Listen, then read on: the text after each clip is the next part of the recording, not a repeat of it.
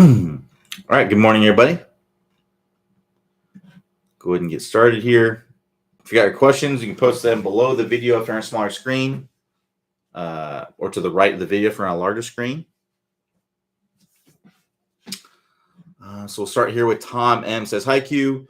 This has nothing to do with golf instruction, but technical problems related to the TSG's videos. Lately, the videos have become choppy, suggestive of buffering problems. I thought it was my internet connection, but I used someone else's high-speed fiber network with the same result. The videos are unwatchable. Any suggestions for who to contact?" Contact our support team.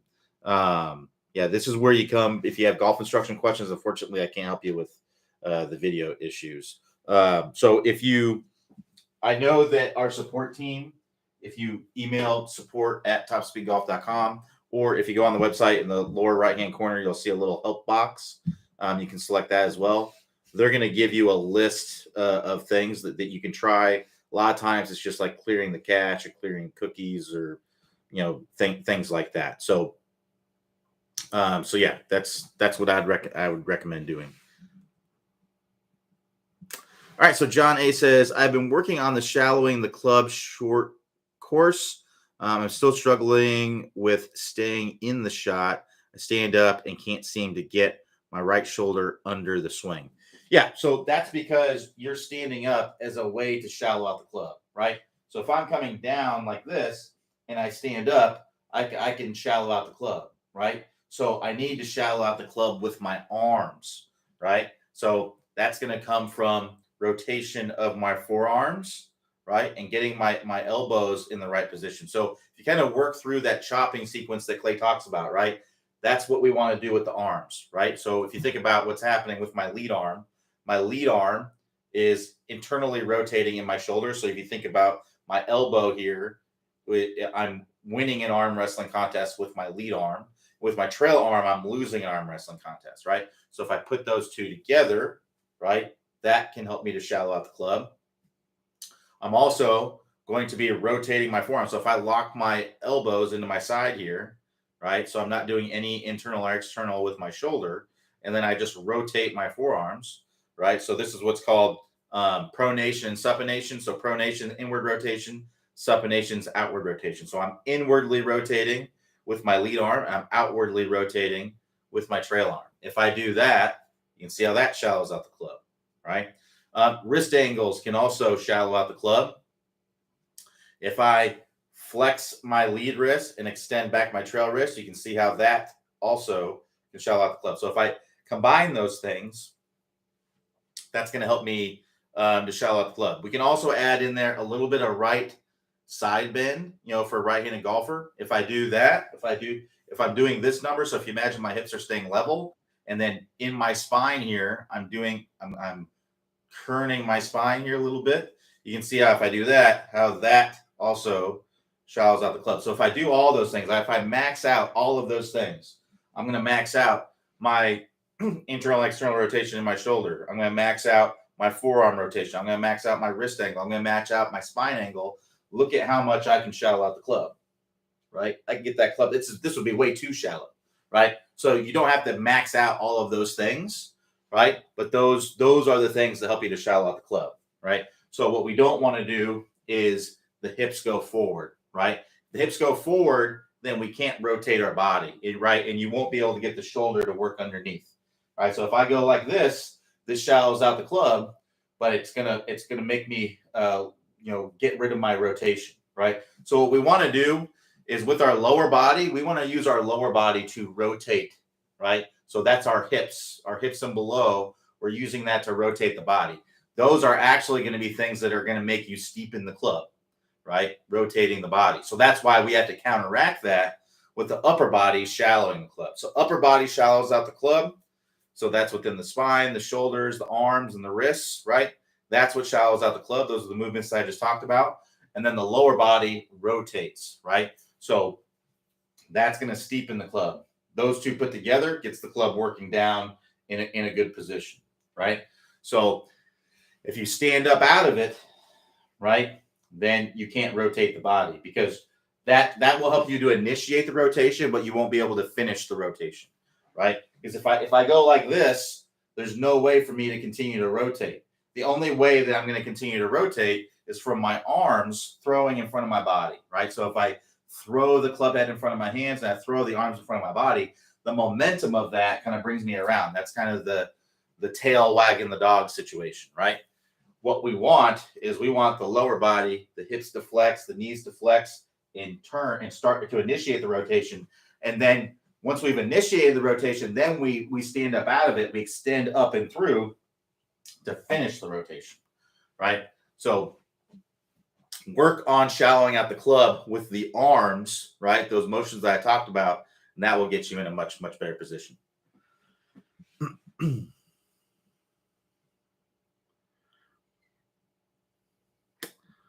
All right. So Andrew K says, have you guys tried out the Hack Motion wrist device? Any thoughts on it? Yeah, I played around with it a little bit, not much. My thoughts on it, I think it's better for instructors because it's not. I just haven't played around with it enough, but I would say that it's good for instructors to use with students to kind of see what's going on. It's probably overkill for just the average golfer to try to take out and use for most golfers. You'd have to kind of know what's going on and all that stuff. But with an instructor, I think it can be a useful device. And for those of you who aren't familiar with what Hack Motion is, it's basically a device that's put on the wrist, and it tells you what your wrist angles are throughout the swing. So basically, as we talked about a little bit, there's several wrist motions of the wrist, right? So we have our what's called radial deviation. So you can think of that as thumbs up. We have ulnar deviation, which is thumbs down. We have wrist extension, which would be knuckles back, and then wrist flexion, which would be kind of palm down, right? And then we have rotation of the wrist as well. That's more on the forearms where that's happening.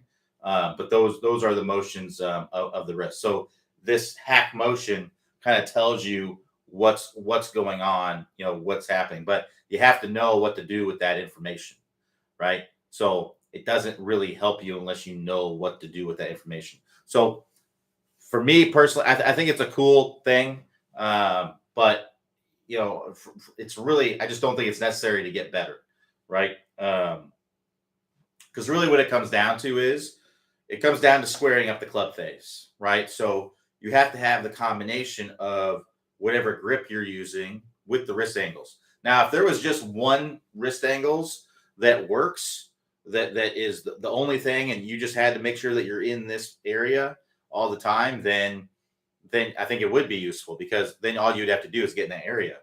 But it's really dependent on several factors, right? If you have a stronger grip, you can have weaker wrist angles, right? So since we don't have a ton of questions, we can kind of talk about this. But basically, let's say I have a very strong grip. So I have like a Matthew Fitzpatrick kind of grip. So my grip is so strong that basically my lead hand is on top of the club. That's basically how Matthew Fitzpatrick is, right? He's this strong with his grip, very, very strong. Well, at the top of the swing, he has cupping in his wrist, right? He's like this at the top of the swing. And then when he comes down, he has cupping in his wrist. Now, generally, you would think, oh, that's bad. Can't have cupping.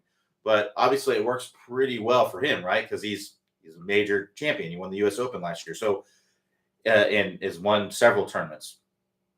So it's because he's got a really strong grip. He can have those weaker wrist angles, because that's what gets the club face into a good position. If he had a flat wrist, the club face would be way too closed. He would snap hook everything to the left. He wouldn't be able to get enough shaft lean to accommodate how shut his face is, right? So it wouldn't work out for him. He would just hit big rope hooks all the time. Now, if you look at a golfer that has a very weak grip, you could look at like a Colin Morikawa, right? So Colin Morikawa, very weak grip. His hand's more on the side of the grip, right? When he goes up to the top, he better have some flex in that wrist. Otherwise, that face is going to be open, right? And he's going to slice everything. So it's about accommodating, your everything kind of to match up in your pattern, right? So you need to have your grip matching up to your wrist angles, and then matching up to the release that you have. Not all players can have a release like Dustin Johnson. It's not going to be beneficial for him. So Dustin Johnson releases the club way out in front because he has a ton of shaft lean at impact. Most golfers, unless you're swinging 120 miles an hour with your driver, are probably not going to be able to accommodate that amount of shaft lean because you won't get the ball up in the air. So if you're swinging your driver 90 miles an hour and you have as much shaft lean with your, with your 6-iron as Dustin Johnson does, that 6-iron isn't going to get up in the air because you're not giving it enough energy, right? So if we launch a ball at a certain angle and it has energy, it's going to keep climbing up in the air. If it doesn't have enough energy, it's going to stop climbing up in the air. It's going to come down. So your ball flight's going to be less functional. You're not going to be able to hit greens very well. Now, if you play link style golf, that might be good, right? To run everything up onto the green. But most of us aren't playing that kind of golf. Most of us are playing golf where we need to carry the ball to the green and we need to have it stay on the green. We need to have it stick, right? So if you're not a high club head speed player, you don't want to release and have that much. You definitely want shaft lean. I'm not saying you want to really early release it and flip the club through. You just don't want to have as much. As you need to find where that function is. So it's going to be different. What's optimal for everybody is going to be different based on your club head speed. It can be different based on your clubs, right? If you have clubs, if you're playing blades, right, those are going to fly lower. Those are going to be lower flight irons. Whereas if you have more cavity back with more weight on the bottom of the club, those are going to launch higher, right? Your shafts can make a difference. So you have to find what works, what works best for you. So it gets, as you can imagine, it gets pretty complicated. So you have to know what to do. You have to know what the optimal range is. So that's why I would say hack motion. I think it's cool, but it's into the weeds too much for probably most people. And if you are going to use it, I would use it with an instructor. So that way you can get on the same page with where your wrist angle is going to be. And that instructor out of the gate isn't going to know where you're going to need to be. It's going to take some testing, right? It's going to take, okay, we need to have this much flexion, this much extension, blah, blah, blah. It's going to take some testing to put you into those positions. So, or to find what's optimal. So I think hack motion is cool. I think it's, I think it's a cool device, but it's really, I don't think it's necessary for most people.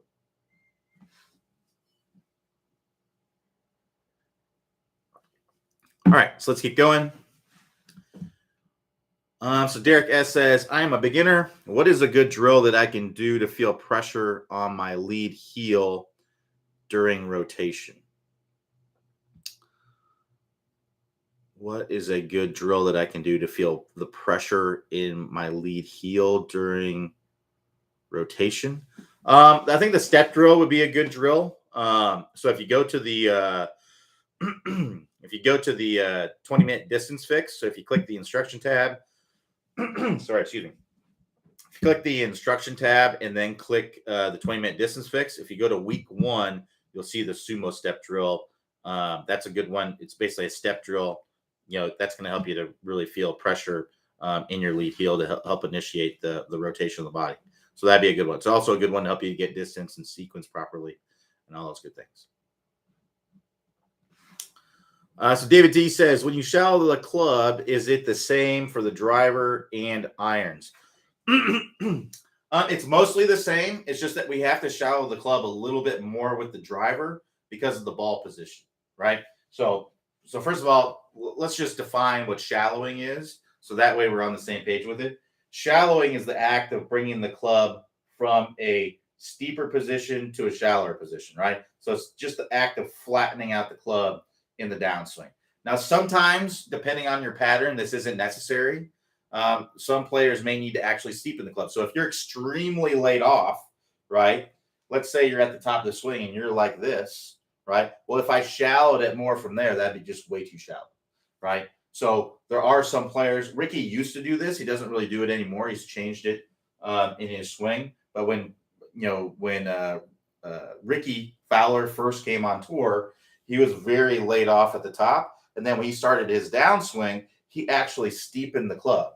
So he would go up to the top and he would do that action. Now, he's steepening the club, but the club is still shallow. I know it's confusing, but the club is still working down on a shallow plane, right? But he's actually having to steepen the club to get it into a shallow spot, right? Most players are going to need to have the club working into a shallower position in the downswing. And for most players, it's a more natural thing to do. But hey, if you're a player that lays it off at the top and then steepens it a little bit to get it in position, the reason why this typically isn't a good pattern to do is because it's hard to control the amount of steepening that you're doing, right? So if I go up to the top of the swing and then I pull out, well, I'm going to get too steep and I'm actually going to end up coming down steep. So that's why I don't recommend doing that. I'd much rather someone err on the side of being too shallow than having to fight, coming down steep. I'd much rather have someone be like, where they're maybe shallowing it too much, because that's much easier to make work, right? So anyway, I know it's a little off topic, but I wanted to make sure that we're on the understanding of what shallowing it is. So we will need to get the club more shallow, more from the inside with the driver because of the ball position. So if I have my hula hoop here, right, my ball position for an iron is going to typically, let's just say it's in the middle of the stance to make it simpler. It's typically a little more forward than that, but just to make it simpler. So basically, I'm coming down. Let's say that this is my club coming down. I'm going in, I'm shallow, shallow, shallow, into out, right? And then it turns the corner at the golf ball, then works back up. So if I were to now have my ball position be up here, right? But now I'm take that same exact swing as I did with my irons. Well, now my club's going to turn the corner before it gets to the ball, and my path is going to be to the left, right? So unless you're wanting to hit, draws with your irons and then fades with your driver, right? Which there are some players that do that. Unless that is a pattern that you want to have, then I would say you want to shallow it more with the driver if you want to draw both. And I do recommend that you draw both. The reason is that if you draw the ball, it's going to be a more powerful ball flight for a couple of reasons. So one, you're going to compress the ball more. So when you hit a draw, you have to close the club face to the path. When you close the club face, it de-lofts the club, and that's going to compress the golf ball more, right? And that's going to subsequently help you get more ball speed. It's also going to lower the spin, right? If we can lower the spin, that can help you to also carry it farther and then have it roll out farther. So I generally recommend that most golfers hit a draw with that be kind of their stock pattern, the recreational golfers, because it's just a more powerful shot. Now, we hear about tour players hitting fades, having that be their primary, ball flight. Well, tour players, like a Dustin Johnson, for example, he swings 120 plus miles an hour with his driver. He's gonna lose some. He could hit it farther if he hit a draw, but he prefers to hit a fade because it's maybe a more repeatable pattern for him, or he's more comfortable with it, or whatever it is. But for he has enough club head speed to be able to accommodate that, right? So if you don't have a lot of club head speed, you need all the distance you can get. I definitely recommend hitting a draw. So you will need to shallow out the club a little bit more for your driver than you are with an iron. Now, what you can do is just work through the 20-minute distance fix with your driver. You can do the exact same thing working through that. Now, the way that you set up, right, if you're getting the ball to start to the right and curve to the left with the ball position moved, more forward, and that's the thing too. That might be the next question. Well, why not just move the ball position where the iron would be, right? Well, the reason why we wouldn't want to do that is that's going to promote more of a downward angle of attack on the ball. And we want that with our irons because the ground's in the way. But for the driver, we don't want that because we can elevate the ball on a tee, and it's going to help us hit up on the ball. That's going to help us launch it higher, lower the spin, and be able to hit the ball farther, right? So we don't want to move that ball back because that's going to promote downward angle of attack. More spin is going to come from that. You're also going to tend to hit it a lot lower when you do that. So it's going to be more spin, lower ball flight. It's not going to carry as far, not going to roll out as far, right? So we want to have high launch, low spin, big carry, big bounces, big rollout. That's what we want to have, and we're going to get that by teeing the ball forward. So hit a draw, swing more from the inside, and if you're able to get the ball to start to the right and curve to the left, as you do through the drill number 2 in the 20-minute shallowing fix, then you will be shallowing it out, right? So we just want to understand that you got to shallow it out a little bit more with the driver than you do with the irons if you want to have the same ball flight. Now, if you're want to hit fades, then you can do pretty much the same thing, but your path is going to tend to go to the left if you are shallowing it about the same as you are with irons. All right, let's keep the questions coming. Also wanted to note, I did open up some spots for my swing reviews today. We're going to be sending out an email tonight to everybody. So, but we have them open right now. So if you're interested in doing the online lessons with myself, you can click the link above the video to sign up. And you just want to sign up sooner than later, because by the end of today, they'll probably be sold out. The spots will be sold out. So if you're interested in doing that, now's the opportunity to go do that, and we can get started working on stuff here pretty soon. All right, let's keep going. So Marty S says, when trying to tilt properly, do the hips move forward as well as rotate? Yes, there is going to be lateral movement of the hips. So let's talk about that a little bit.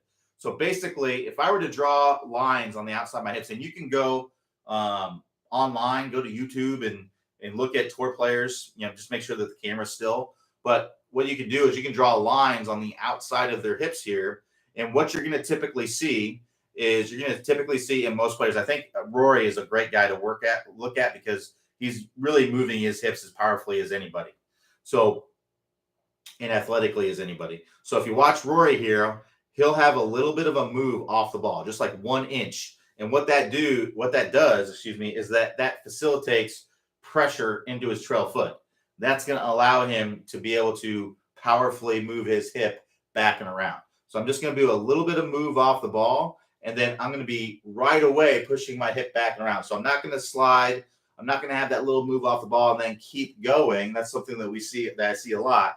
It's going to be a little bit of move off the ball, and then I'm essentially throwing the club back, right? So if you imagine if I were to try to throw this club back toward the camera as fast as I could, right? If we pretend like the camera's over here and I'm throwing it back as fast as I could, I wouldn't go like this. I wouldn't slide my hips and get my hip outside of my ankle, right?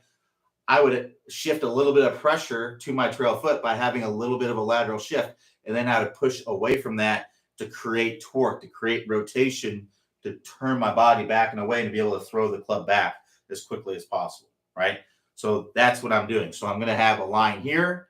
I'm going to move into that, and then I'm going to push away from that to get my hip to turn back and around. Now, as I'm getting up to the top, I'm actually going to create a little bit of a gap between my hip in that line. Now, part of that is going to be from, basically my hips are wider than they are, depth-wise, right? So part of that is I'm turning my hips, and my hips are essentially getting narrower from this angle. But it's also because I'm pushing to my lead side a little bit, right? So if I have my chair here, we imagine if I set up here, I'm going to have my hip on the chair. I'm going to go back. I'm going to push into the chair just slightly to start. And then I'm going to move my hip back and away from that chair just a little bit as I get up to the top. Now, as I start my downswing, I'm going to continue to push forward, right? And my hip joint, right, is going to stay inside my ankle, right? So I'm moving a little bit forward. So here, it's quite a bit inside my ankle, and it's going to move 4 or 5 inches forward in the downswing, right? So I'm here, I'm going to be moving forward, right? And then here, you can see how I've moved quite a bit more forward, right, than where I was. My hip was on this chair to start, and now I come to impact, right? And you can see how my hip is quite a bit away from that chair. Now, even if my hips were square, right, my hips are 4 or 5 inches forward. So typically, you're going to see some lateral movement, 4 or 6 inches, something like that. That's typically what you're going to see is I have to shift pressure into my lead side. And also part of it is that I'm getting the bottom of my swing arc to be in front of the golf ball. That's part of it as well. Now for the driver, sometimes there won't be as much lateral movement. There'll be enough to get pressure to the lead side. And then we're really pushing back and away from that to create as much rotation as possible. So typically for shots that are being hit off the turf, there's going to be more lateral movement because we're trying to get the bottom of the swing to be in front of the golf ball. So that way we can make ball first contact and then the divot. And then, the club's bottoming out in the middle of that divot, then coming out of the ground. But for the driver, right, we got the ball position forward and we're trying to hit up on the ball.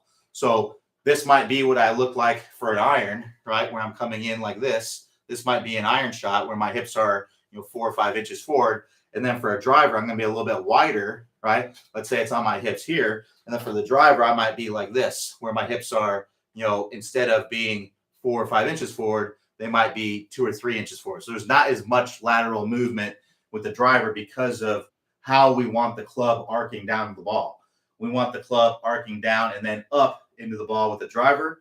We want the club arcing down and continuing to move down slightly as it gets to the ball when we're hitting shots off the turf, which would be like an iron shot. Good question. All right, let's keep going.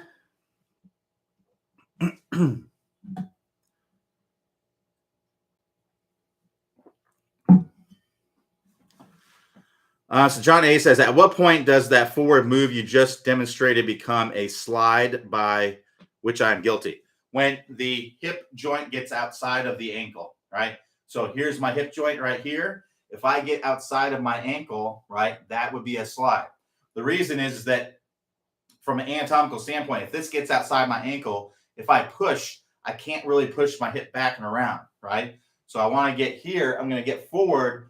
If this is the middle of my ankle here, my hip joint is still inside the ankle. If I push, I can still push my hip back and around.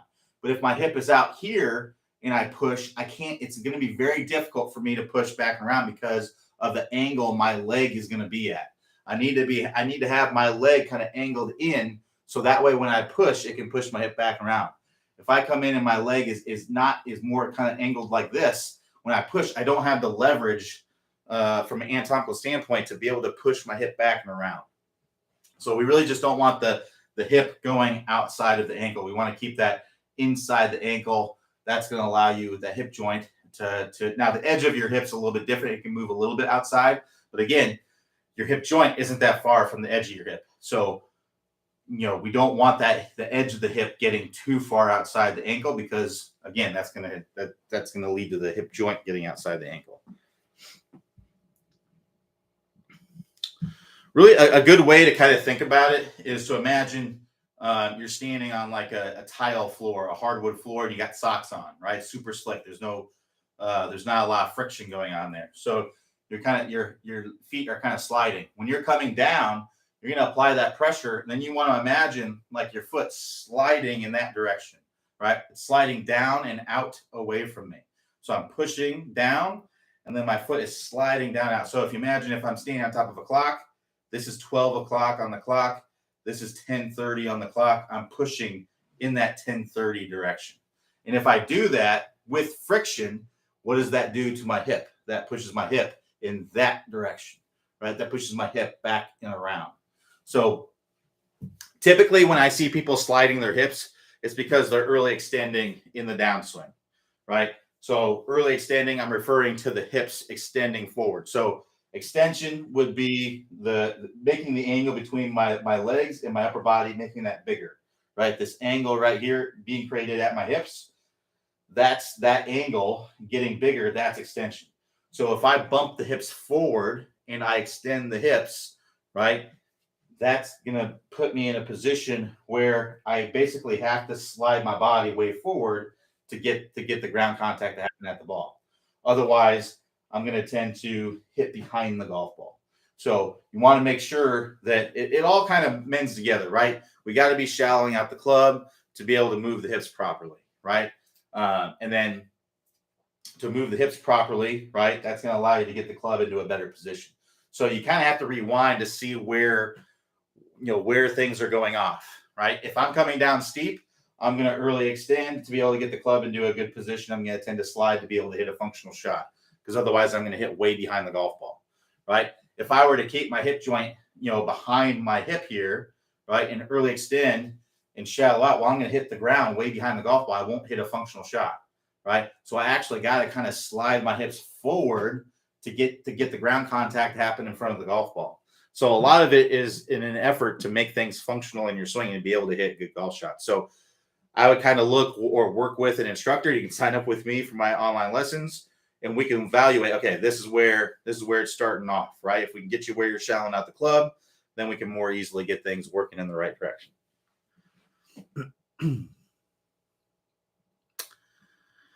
So Josie says, I now understand how to shallow the club, but still am slightly going over the top, and inducing side spin, any drills, 20-minute shallowing fix. You just got to keep working through it. You may need to do it slow at first. It's one thing to understand how to shallow at the club, but you got to go do it. And you do it by working through the 20-minute shallowing fix. So that's what I'd recommend doing. Work through the 20-minute shallowing fix. Drill number 1, then go to drill. So first, in order to be able to shallow at the club, we have to be incentivized to do so. And in order to be incentivized to do so, we have to have the club face closed. So that's what drill number 1 is in the 20-minute shallowing fix, is getting the club face closed. If we don't get the club face closed, so let's say we have the club face open and I shallow it. Well, I'm just going to hit the ball right and right. I'm going to hit a big push slice. That's going to be way far away from my target, right? So I have to get the club face closed so that way I'm incentivized to swing the club into out, because if not, I'm going to hit a bad shot. So that's really what drill number 1 is. You work through a sequence to find your natural grip to help you to get the club face closed. And then you work through, you hit 10 hooks in a row. Doesn't matter where it starts. We just got to get the ball hooking. If we have the ball hooking, we know the face is closed, right? So that's step number 1. Step number 2 is now we got to get this ball to start to the right for a right-handed golfer and curve to the left. If we can make that happen, we know we're shallowing out the club. Now, the first step or the first part of that is just to try to basically swing out to the right. If you can't do that, then you need to use an obstacle of some sort. So putting a box in your way to force you to swing from the inside. If you can't do that at full speed, then I would recommend trying to do it really slow. Really, really going slow. Go as slow as you have to go to be able to do it. Have your body learn the movement that's necessary to make it happen, and then continue to do that until you're capable of doing it, right? And then once you get to where you can get the ball to start to the right and hook, then you work to the last phase, drill number 3. That's where you tighten it up. That's where you get it locked in. You find your stock shot. So one thing I will say, when you're working through the 20-minute shallowing fix, right? From the goal from drill number 1 is not to hit these beautiful shots. The goal is to hit exaggerated, kind of crazy shots. That's what's going to help you to move the needle faster to get to the end result, right? If we're just trying to chip away and try to get a little less over the top, your natural over the top swing is going to be pulling you back. Whereas if we can get you really shallowing out, getting that ball start to the right and hooking, right, then you're going to be so far away from it that you're not going to want to go back to it. So that's part of the reason why we do that. It moves the needle a lot faster as far as getting things to change. So really work on getting that ball to start to the right and hook. Get that thing to snap hook. It's not going to be a beautiful shot. That's not the point. The point is get the ball to start to the right and hook. Once you get to drill number 3, that's when we're trying to dial it in and trying to get that beautiful stock shot. So work through the drills exactly as they're laid out. Don't skip steps. Make sure you're doing everything in there and exaggerating as much as possible. You may need to go slower, right? Go slower if you need to. I find a lot of people are really hesitant to do that. But anything you learn to do fast, you learn to do slow at first, right? So typing, for example, if you're learning how to type, you're not just starting out typing a lot of words per minute, right? It takes, you start out really slow, point and pecking, you make a lot of mistakes, and you get better and better as your fingers kind of learn the movements. And then eventually you're just typing without any really much thought to it, right? Well, that's where you're going to get to with this shallowing course. You're going to get to where I don't even have to think about it. I can just swing out to the right and hook it. No big deal. But if you've never really done that before, you may need to do it slow at first, and you're going to make some mistakes, but eventually you're going to get to that 10 in a row, and then you're going to be able to get to the last step. So that's really what you need to do is work through the 20-minute shallowing fix. To get to the course, click the instruction tab, then click the 20-minute shallowing fix and work through that course.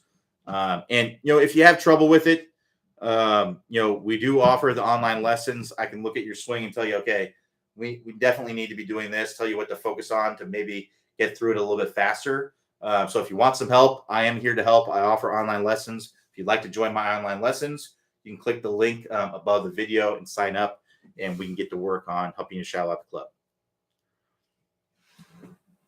club. So Marty S says, thanks Q and John A. Now, does the upper body move away from the hips or just stay quiet or still? Does the upper body move away from the hips? Um, no, I mean the upper body is definitely, basically what's happening, as I mentioned earlier, you're rotating with the lower body, and with the upper body, you're shallowing out the club and slinging the club, right? So, we're going to have this upper body in position. So it's like if you're chopping wood, right? If you're chopping wood, your upper body is definitely doing something, right? You're chopping it, right? This is what the upper body is doing. Now, if I tilt down and I rotate my body, right, that's the golf swing.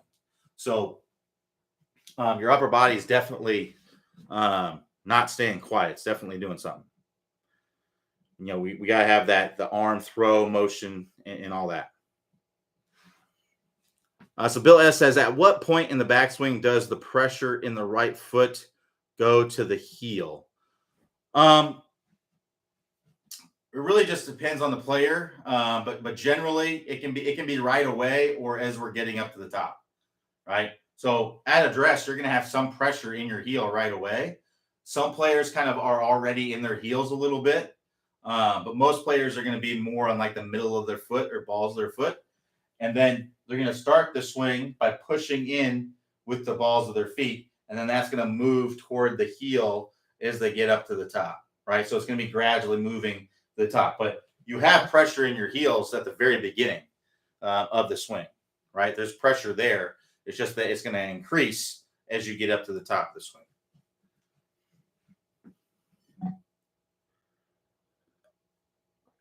And if it's not, then it's probably because your balance points are off. It's probably because you may be standing up, right? If I stand up and I'm in my heels, right, then I'm going to fall backwards, right? So if my hips move forward and my upper body stands up, then I got to kind of be on my toes or on the balls of my feet to be able to stay in balance, right? So I make sure that you're kind of set up more in balance, feeling your hips kind of sitting right on top of your ankles, right? So that way, when you go up to the top, you're not standing up. If you stand up, you're going to tend to get in your toes. So that's more than likely what's going on there. You're probably standing up in the backswing. You may be standing up in the backswing because of poor balance or poor address position. So I just try to feel like you're more set up, with your hips more centered over your ankles here, right? So if my hips are really far back over my heels and I start my backswing, I'm going to get in my toes, right? So I want to feel like I'm very centered on top of my ankles, right? Basically going right through the middle of my ankles there. And that's going to allow me to be more in better balance in the backswing.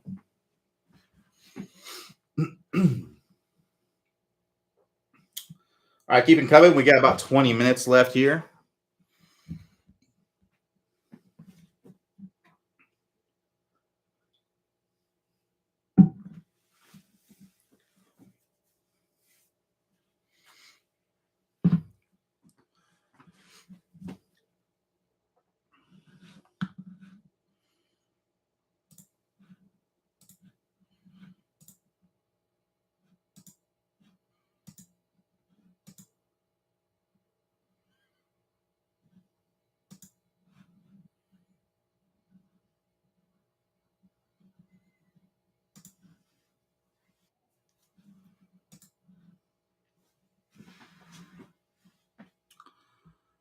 Joe C says, I tend to miss short putts a lot, but not the 10 to 12 foot ones. Is it just pressure to make the short ones? It might be.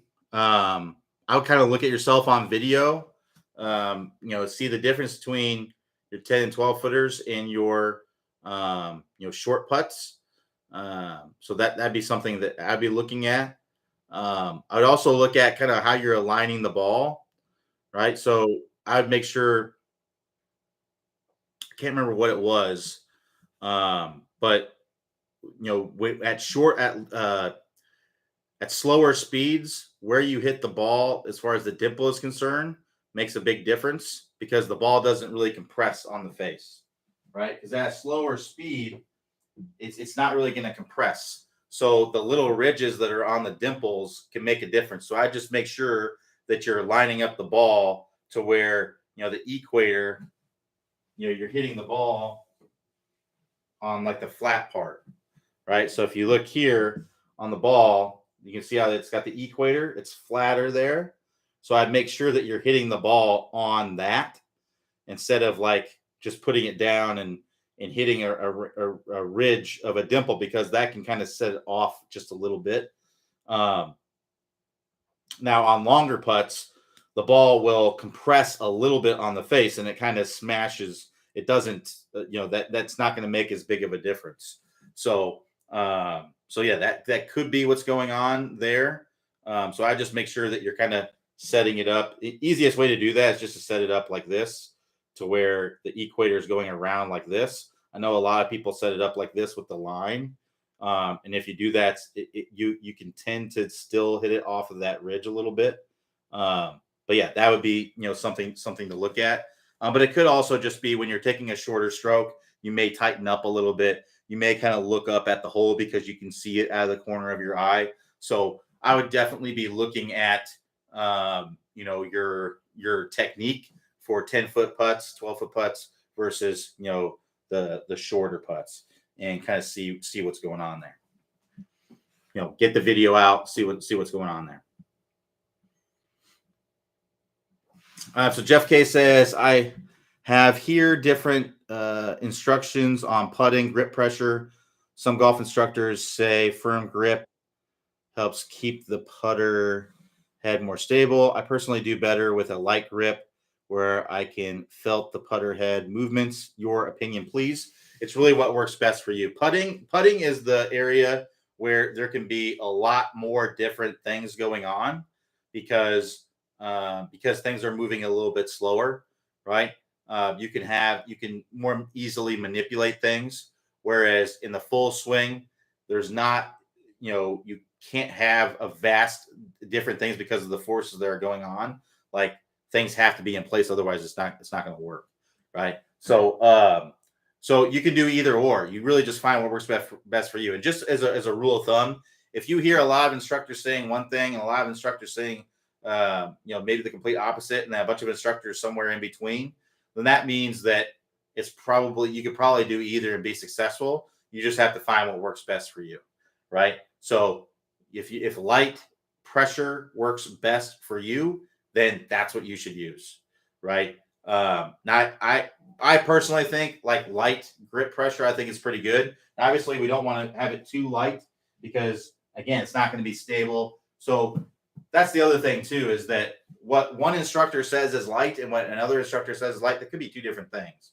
So there's no standard for like what everyone thinks is a 2 out of 10 or a 4 out of 10, or there's no standard there.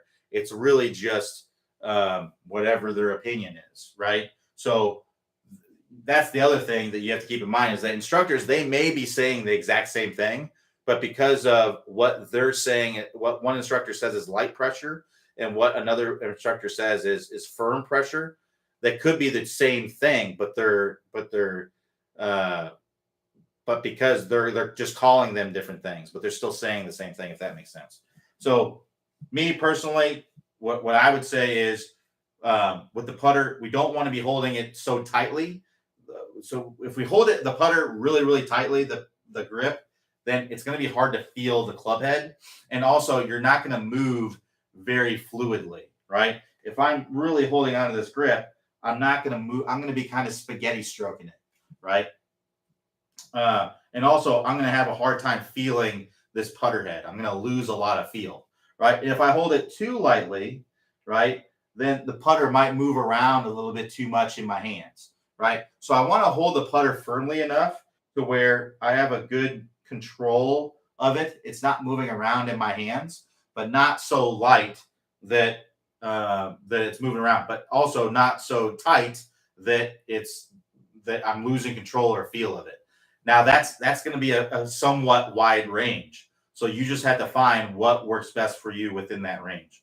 I don't know of any good putters that barely hold on to the club and the putter's like moving around in their hands. And I don't know any good putters that are like white knuckling, the putter either. So it's going to be somewhere in between those two of what works best for you.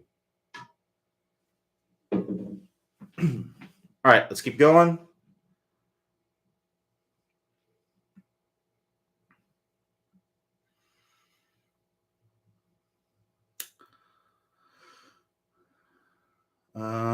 So Joe C says, what's the difference between using a fairway wood and equivalent hybrid 5 wood versus 3 hybrid?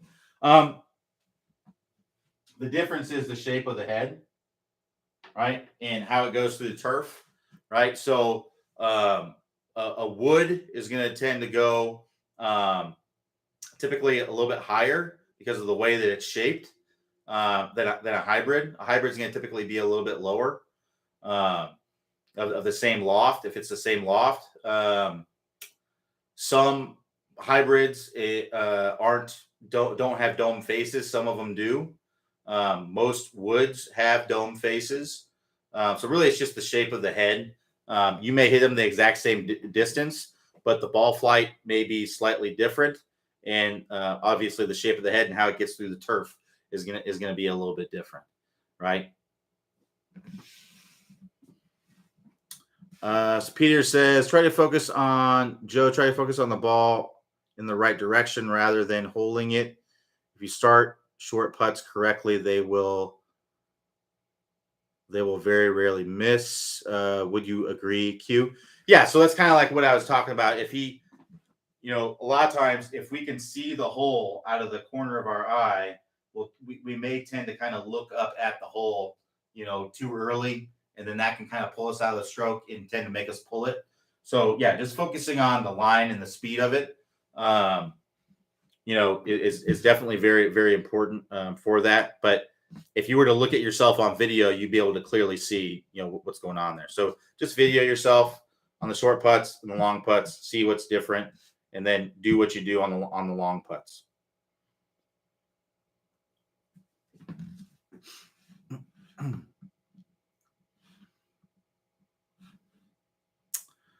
All right, we got about 10 minutes left here. Just wanted to also let you guys know we won't have office hours on Friday. We have a distance clinics that day, so I'll be out there working with some people coming in to get more distance. So won't have office hours then, but we'll be back on Monday. So we'll have office hours tomorrow, not on Monday, not on Friday. Be back on Monday. I think we have that noted on the page. Pretty sure. Yeah, it's noted on the page and on the schedule. So just want to let you guys know, in case you guys are planning on being there on Friday, I won't be there. So all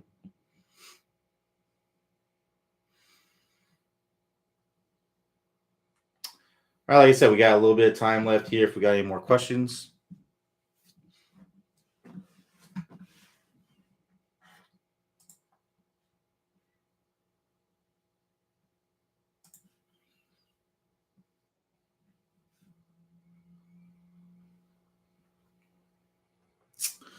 So Jerry D says, following up on a question I asked yesterday about club head acceleration profile, found some interesting graphs and tutorials on YouTube by Flight Scope that explain what's happening, mainly intended for club fitters. It was clear that the big hitters, Bryson and Bubba, have a consistent downward sloping linear acceleration profile, leading up to the ball impact. For less accomplished golfers, there tends to be much more variation. Worth checking out if you want to learn more about club fitting, FYI. Yeah, so that's generally what you're going to see is a much more consistent acceleration profile with tour players. A lot of times the acceleration profile, it happens too soon or it's starting too soon, right? And it tends to kind of fizzle out a little bit, but every player is still accelerating to the golf ball. All of them are. It's just that, a better player is going to have a more consistent leading up to it, whereas a worse golfer may be consistent in the beginning, and then it may not be as steady curve all the way to the ball. It's generally what I've seen when it comes to that. And that's usually because they're a lot of times when we just kind of go to shallowing, right? If I'm coming down steep, right, I may be having this file coming down, and then I realize, holy cow, I'm gonna come way over the top if I keep going like this. So what I'm gonna do is I'm gonna do this, and now the club kicks this way, and it slows down, right, and then it speeds back up again. So it's, a lot of times it has to do with that, or or things like that, things that we're trying to do at the last second to get the club into a position to hit a functional shot. Whereas tour players, that they're getting that club to come down and they're getting it to kick out really nicely. So John A says, I am planning on attending one of the distance clinics. Do you also cover the whole swing or just the 20-minute distance course? It's really just the 20-minute distance course. That's what we do. So we're just going to get you to try to get you as much distance as possible. Now we're talking about things in the swing that do that. But our sole focus is the 20-minute distance fix is just getting more distance. Now, after lunch on the second day, it's kind of a free-for-all. You're welcome to ask any questions or talk about anything you want. We can talk about short game. We can talk about putting. We can talk about anything. So we have a little bit of time allotted for that, but 90% of it's going to be, working on the 20-minute distance fix.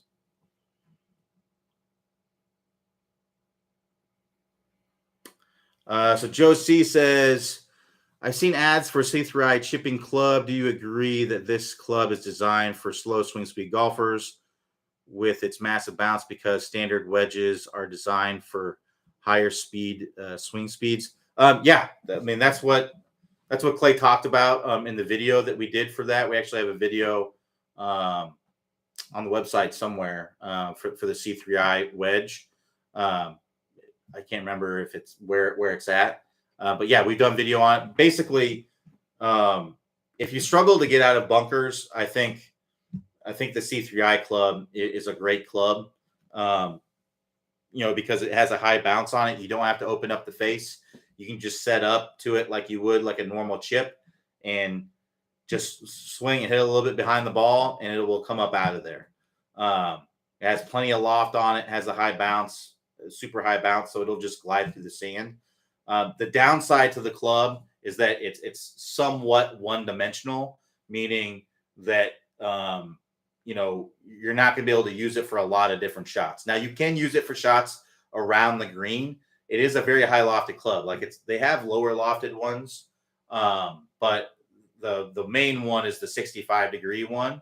So 65 degrees is a ton of loft, and to use it around the greens wouldn't really be necessary depending on the situation. So if you were in a situation where maybe you were in some heavy stuff and you need to get it up quickly, I think it'd be a great club. So it's a little bit one-dimensional. It's not a club that you would use from 30 yards out and in the fairway, and you're just trying to hit a little pitch on the green. It would be probably a harder club to use from that because it has so much loft on it that's just not necessary to have. So it'd be a little bit harder to control in that sense. So whereas you could use, a 58 degree from that distance and also use a 58 degree in the bunker if a standard kind of wedge, but you need to have some club head speed to be able to make that work. To be able to hit a bunker shot like a tour player, you need to have a fair amount of club head speed. So yeah, I think the C3I is a great club to kind of help you with that. The only downside to it is it's a little bit one-dimensional. And if you have a high enough club head speed, if you're well over 100 miles an hour with your club head speed, then the club's probably just not for you. You can probably just use your standard wedge. But like I said, it's one-dimensional in the sense that it's really great out of bunkers. So now what I shouldn't say is that if you swing 100 miles an hour, you shouldn't use it. If you just struggle out of bunkers, period, there's no club out there that I've used that's easier to get out of the bunker, no matter what your club head speed is. So if you just really struggle to get out of bunkers, I think this would be a great club for you. It would definitely be worth it for you. The only other downside to it, is that it's an ugly club. It doesn't look real great. I wish they would make one that looks like a Vokey, that looks like a really nice club. I don't know why they don't do that, but they end up putting like this black and red paint on it that doesn't make it look real great. Kind of makes it look a little bit cheesy, but it is a good club. It does work well. From a quality standpoint, I think the quality is pretty good. So yeah, I definitely recommend it if you're someone who struggles at bunkers for sure. If you struggle, period, or if you have low club head speed, you most likely struggle out of bunkers because it's hard to have the speed out of there. But even if you have a lot of club head speed, if you struggle, I think it would be good. So Peter says, how long do your online students normally stay with you? I don't know. It really just depends. So, there's things that come up. I mean, I have students that are with me for years, right? It really just depends on the student. Sometimes, there's some students that don't really play in the this time of year. So they're only really, and they don't have like a setup to practice or anything. So they're only really doing it, in the summer. There's some students that only do it, that strictly just like to play during the season and have a setup in their house and like to practice, and they only practice during that time. There's some that practice year round. There's some that start doing it and then realize that they're just not going to practice, right? So if you sign up for the lessons, you got to be ready to go to work, right? If you're just looking for a tip, just ask it here, right? You don't need to pay for the lessons; you just get a tip. If we're doing the lessons, you're doing it with the assumption that you're actually going to, because I can only tell you what you need to do. Like, you have to actually put the work in, right?